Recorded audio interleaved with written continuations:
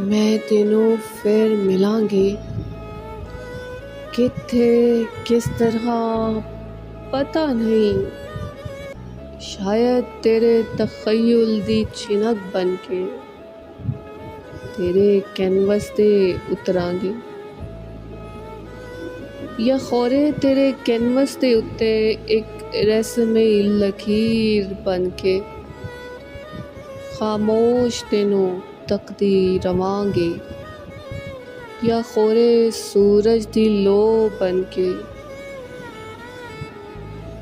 तेरे रंगां इच घुलांगे, या रंगां दियां बावां इच बैठ के तेरे कैनवस नूं वलांगे। पता नहीं किस तरह कित्थे, पर तेनू ज़रूर मिलांगी।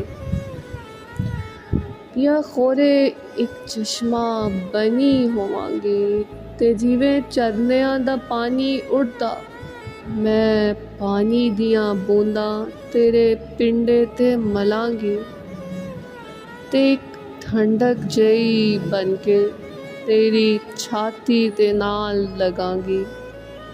मैं होर कुछ नहीं जानदी, पर इन्ना जानदी आं कि वक्त जो भी करेगा ए जन्म मेरे नाल टुरेगा। ए जिसम मुक्त आए ते सब कुछ मुक जांदा, पर चेतियां दे धागे कायनाती कुना दे होंदे।